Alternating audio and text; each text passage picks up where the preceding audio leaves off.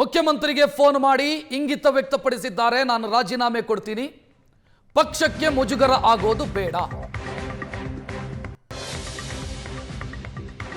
ನನ್ನ ರಾಜೀನಾಮೆಯನ್ನು ಪಡ್ಕೊಳ್ಳಿ ಅಥವಾ ನಾನು ರಾಜೀನಾಮೆ ಸಬ್ಮಿಟ್ ಮಾಡ್ತೀನಿ, ಅದನ್ನ ಒಪ್ಪಿಕೊಳ್ಳಿ ಅಂತ ನಾಗೇಂದ್ರ ಮುಖ್ಯಮಂತ್ರಿಗೆ ತಿಳಿಸಿದ್ದಾರೆ.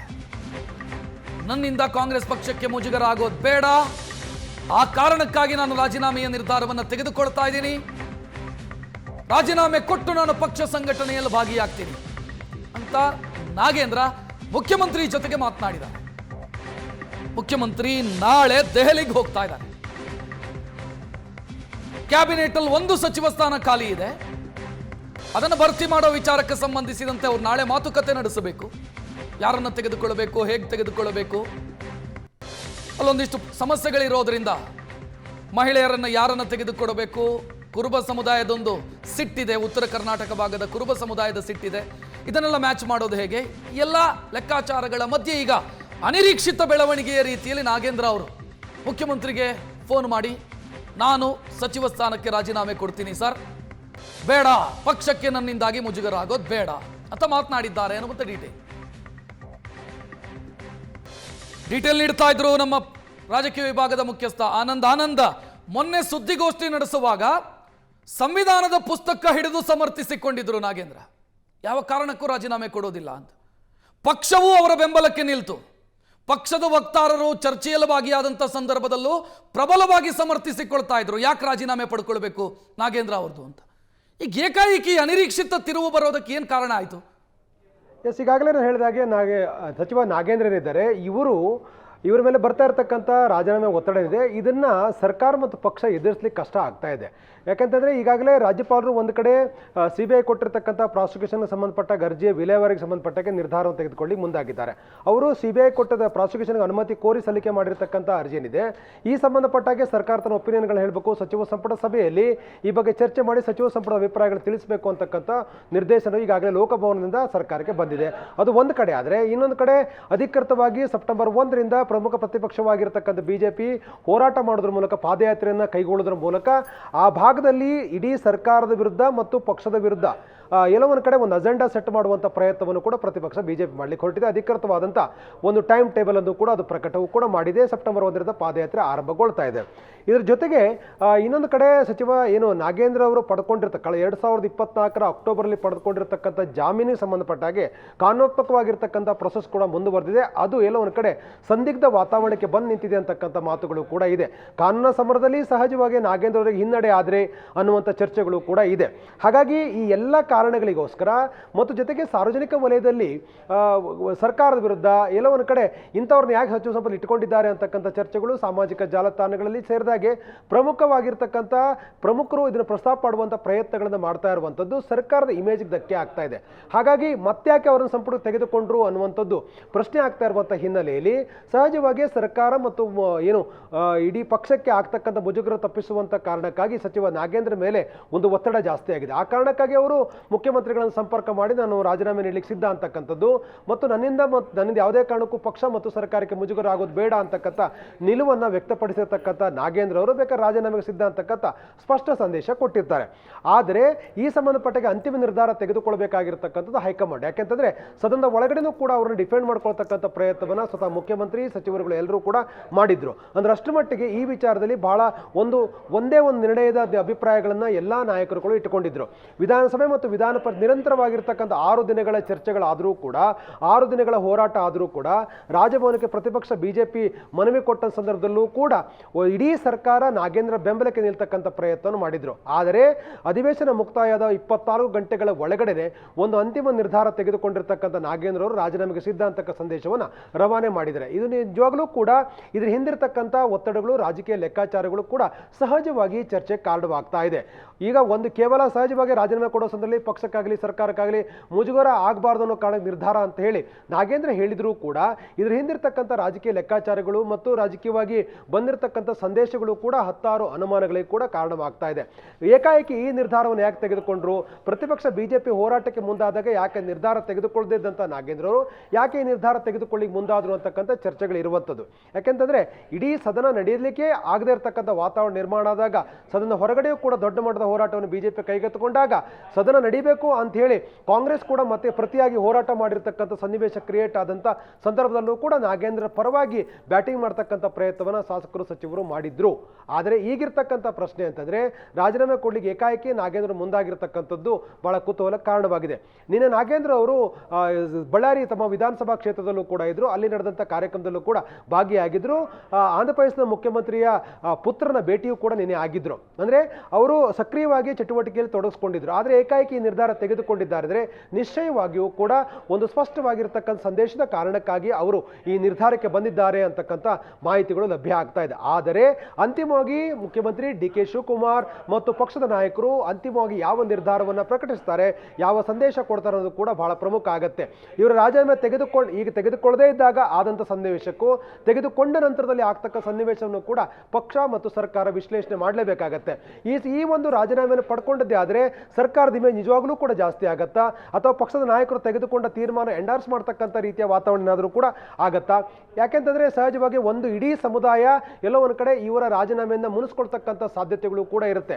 ಮುಂಬರ್ತಕ್ಕಂಥ ಚುನಾವಣೆಯ ದೃಷ್ಟಿಯಿಂದ ಮತ್ತು ಕಲ್ಯಾಣ ಕರ್ನಾಟಕ ಭಾಗದಲ್ಲಿ ಹೆಚ್ಚಿರ್ತಕ್ಕಂಥ ಆ ಒಂದು ಎಸ್ ಟಿ ಸಮುದಾಯದ ಕೋಪಕ್ಕೆ ಗುರಿಯಾಗಿದೆ ಆದರೆ ನಿಶ್ಚಯವಾಗಿಯೂ ಕೂಡ ಕಾಂಗ್ರೆಸ್ಗೆ ಧಕ್ಕೆ ಆಗ್ತಕ್ಕಂಥ ಸಾಧ್ಯತೆಗಳು ಕೂಡ ಇದೆ. ಈ ಮುಜುಗರ ಸೃಷ್ಟಿಯಾಗೋದಕ್ಕೆ ಕಾಂಗ್ರೆಸ್ಸೇ ಬಯಸಿ ಸೃಷ್ಟಿ ಮಾಡಿಕೊಂಡಂತ ಮುಜುಗರನ ಅಂತ ಒಂದು ಪ್ರಶ್ನೆ ಬರುತ್ತೆ. ಯಾಕಂತಂದ್ರೆ ವಾಲ್ಮೀಕಿ ಸಮುದಾಯಕ್ಕೆ ಅವಕಾಶ ಕೊಡಬೇಕು ಅಂತಾದ್ರೆ ಬೇರೆ ಶಾಸಕರಿದ್ರು, ಅಂದ್ರೆ ಭ್ರಷ್ಟಾಚಾರ ಅಥವಾ ಕಳಂಕ ಮುಕ್ತರಾಗಿರುವಂಥ, ಕಳಂಕವೇ ಇಲ್ಲದಂಥ ಬಹಳಷ್ಟು ಜನ ಶಾಸಕರಿದ್ರು. ಅವರನ್ನು ಬಿಟ್ಟು ವಾಲ್ಮೀಕಿ ಹಗರಣದಲ್ಲಿ ಏನೋ ಆರೋಪ ಕೇಳಿ ಬಂದಿದೆ, ಅವರಿಗೆ ಆದ್ಯತೆಯನ್ನು ಕೊಡಲಾಯಿತು. ಬಯಸಿ ಸೃಷ್ಟಿಸಿಕೊಂಡಂಥ ಮುಜುಗರನ ಇದು.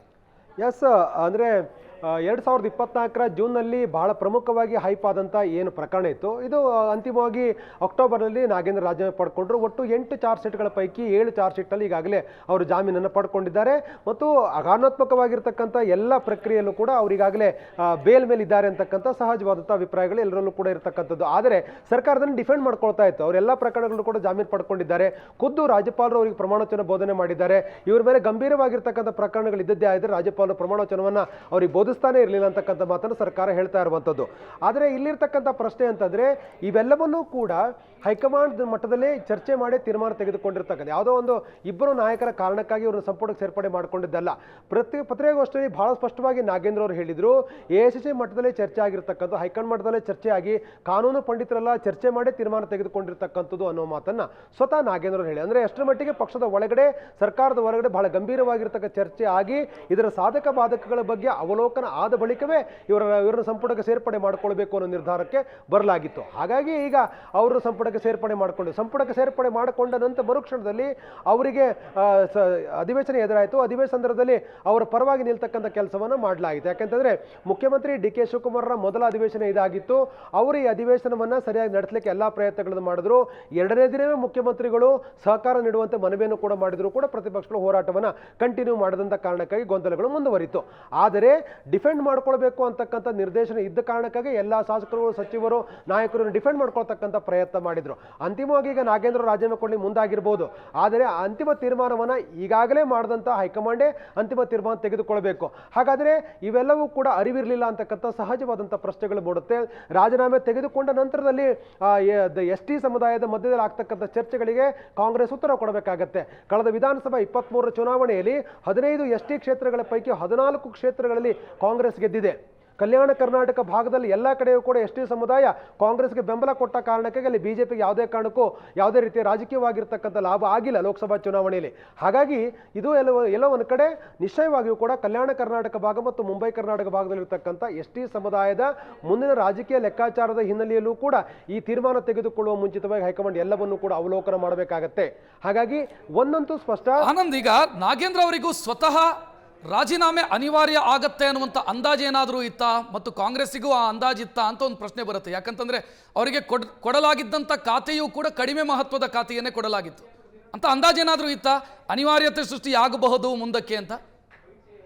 ಎಸ್, ಒಂದು ಚರ್ಚೆ ಅಂತೂ ಕಾಂಗ್ರೆಸ್ ಅಂಗಳದಲ್ಲಿ ನಡೀತಾನೆ ಇತ್ತು. ಯಾಕಂದರೆ ಅವ್ರಿಗೆ ಕೊಟ್ಟಿರ್ತಕ್ಕಂಥ ಯೋಜನೆ ಮತ್ತು ಸಾಂಖ್ಯಿಕ ಖಾತೆಗೆ ಸಂಬಂಧಪಟ್ಟ ಹಾಗೆ ಕೂಡ ಚರ್ಚೆ ಆಗಿದೆ. ಯಾಕಂದರೆ ಈ ಖಾತೆಯನ್ನು ಯಾಕೆ ಅವ್ರಿಗೆ ಕೊಟ್ಟರು, ಪ್ರಬಲ ಸಮುದಾಯಕ್ಕೆ ಸೇರಿರ್ತಕ್ಕಂಥ ನಾಗೇಂದ್ರ ಅವರನ್ನ ಸಂಪುಟಕ್ಕೆ ಮತ್ತೆ ಸೇರ್ಪಡೆ ಮಾಡಿಕೊಳ್ಳೋ ಸಂದರ್ಭದಲ್ಲಿ ಅತ್ಯಂತ ಉತ್ತಮ ರೀತಿಯಿಂದಲೇ ಅವ್ರನ್ನ ಸ್ವಾಗತ ಮಾಡಬೇಕು, ಉತ್ತಮವಾದ ಖಾತೆ ಕೊಡಬೇಕಾಗಿ ಬದಲಾಗಿ ಈ ಖಾತೆಯನ್ನು ಯಾಕೆ ಕೊಟ್ಟರು ಅಂತಕ್ಕಂಥ ಚರ್ಚೆಗಳು ಇತ್ತು.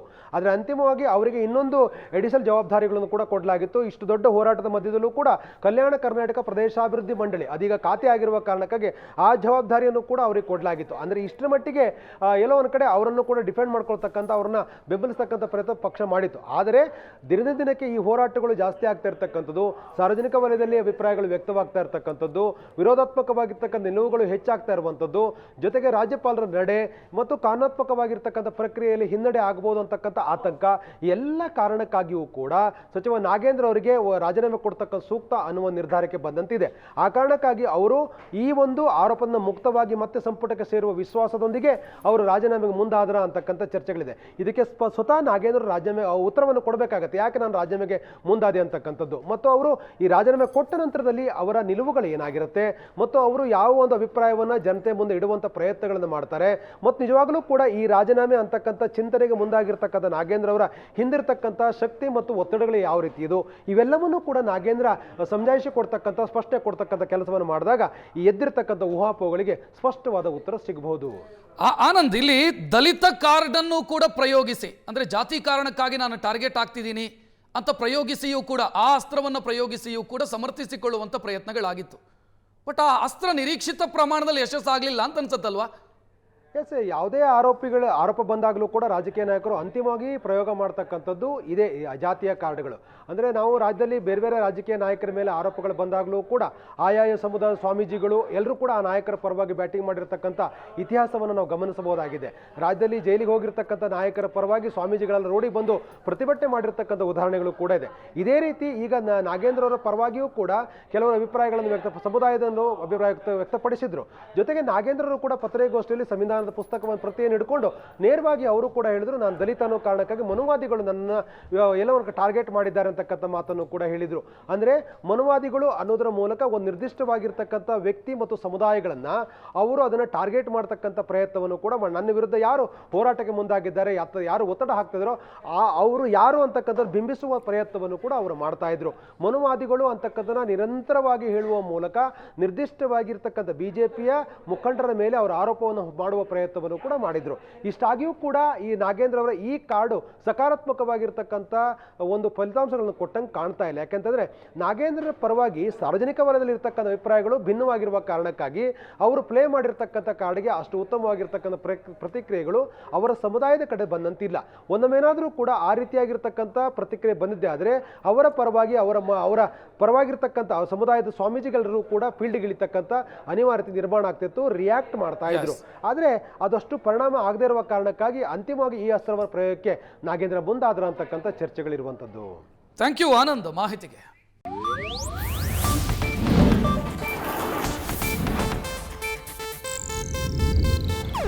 ಇದು ಏಷ್ಯಾನೆಟ್ ನ್ಯೂಸ್ ನೆಟ್ವರ್ಕ್ ಪ್ರಸ್ತುತಿ.